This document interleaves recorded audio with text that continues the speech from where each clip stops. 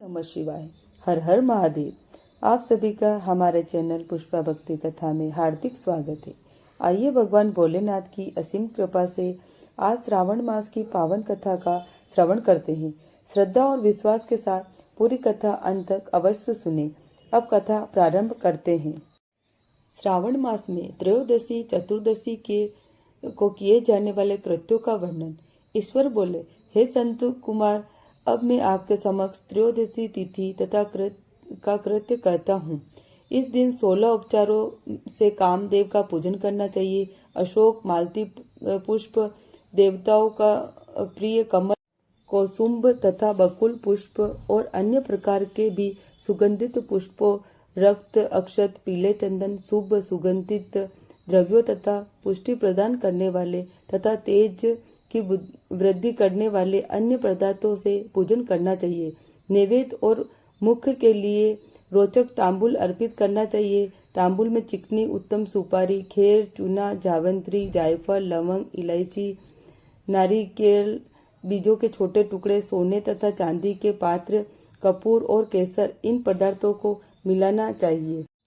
मगध देश में उत्पन्न होने वाले श्वेत वर्ण पके हुए पुराने दृढ़ तथा रसमय तांबूल शक्रासुर के शत्रु कामदेव की प्रसन्नता के लिए अर्पित करना चाहिए। उसके बाद मोम से बनाई गई बत्तियों से कामदेव का नीराजन करे और पुण्य पुष्पांजलि प्रदान करे। इसके बाद उनके अनेक नामों से प्रार्थना करे, जो इस प्रकार से है। समस्त उपनामों में सुंदर तथा भगवान का पुत्र प्रद्युम्न, मीनकेतन, कंदर्प, अनंग, ममंथ, मार, कामात्स, संभूत, इश्केतु और मनोभव, कस्तूरी से सुशोभित, जिनका वक्ष स्थल आलिंगन के चिन्हों से अलंकृत है। हे पुष्पध्वन, हे शंकरासुर के शत्रु, हे कुसुमेश, हे रतिपति, हे मगधध्वज, हे पंचेश, हे मदन, हे समर, हे सुंदर, देवताओं के सिद्धि के लिए आप शिव के द्वारा दग्ध हो गए। उसी कार्य से आप परोपकार की मर्यादा कहे जाते हैं। आपके दिग्विजय करने में वसंत की सहायता निमित्त मात्र है।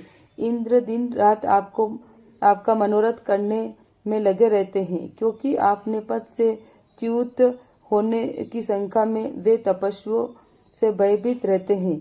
आपके अतिरिक्त दृढ़ मन वाला कौन है, जो शिवजी से विरोध कर सकता है?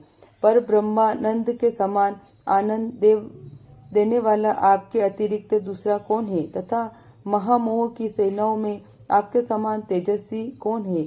अनिरुद्ध के स्वामी और मलयगिरी पर उत्पन्न चंदन तथा अगरू की सुवासित विग्रह वाले जो देवेश कृष्ण पुत्र है, वह आप ही हैं। हे शरतकालीन चंद्रमा के उत्तम मित्र, हे जगत के सृष्टि के कारक, जगत पर विजय के समय दक्षिणा दिशा तथा पनत्व नदेव आपके सहायक थे। हे नाथ, आपका अस्त्र महान, निष्फल न होने वाला, अत्यंत दूर तक जाने वाला, मर्म स्थल का छेदन करने वाला, करुणा शूल्य तथा प्रतिकारित है।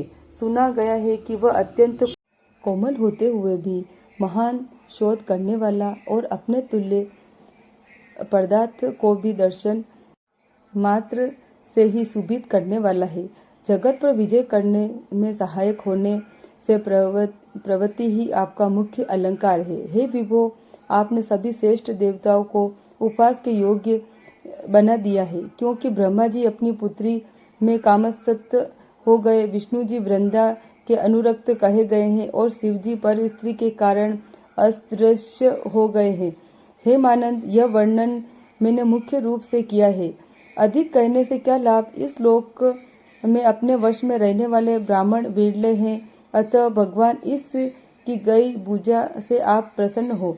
श्रावण मास में शुक्ल पक्ष की त्रयोदशी तिथि के दिन पूजा करके कामदेव प्रवृत्ति मार्ग से विषयासक्त व्यक्ति को आध्यात्मिक पराक्रम तथा शक्ति करते हैं और निवृत्ति मार्ग से संलग्न व्यक्ति से अपने विकार को हर लेते हैं। श्रावण मास में शुक्ल पक्ष की त्रयोदशी तिथि में अपनी पूजा के द्वारा संतुष्ट होकर ये कामदेव सकाम पुरुष को अनेक प्रकार के अलंकारों से भूषित तथा मनोरम स्त्रियां प्रदान करते हैं और दीर्घजीवी गुणों से संपन्न सुख देने वाले तथा श्रेष्ठ वंश परंपरा वाले अनेक पुत्र देते हैं।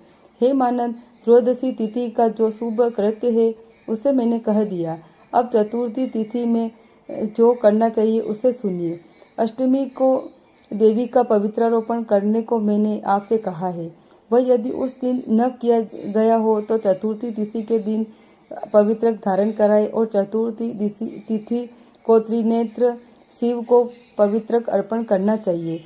इससे पवित्रक धारण करने की विधि देवी तथा विष्णु जी की पवित्रक विधि के समान ही है। केवल प्रार्थना तथा नाम आदि में अंतर कर लेना चाहिए। शिव आगम तथा जाबाल आदि ग्रंथों में इसकी जो विधि है उसी को मैंने कहा है। विकल्प से इसमें जो कुछ विशेष है उसे मैं आपको बताता हूँ।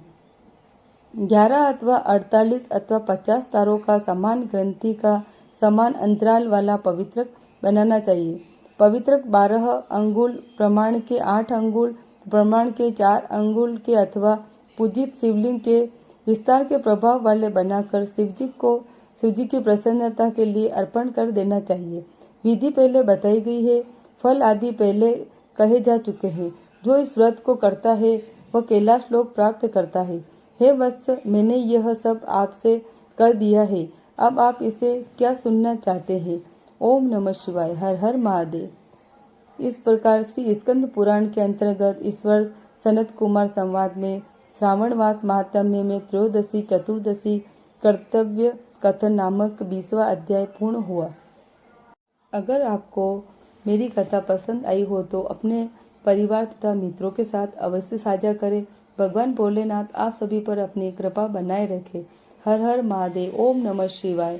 अगर आपको मेरी कथा पसंद आई हो तो लाइक, शेयर और सब्सक्राइब अवश्य करें और कमेंट में हर हर महादेव अवश्य लिखें। ओम नमः शिवाय।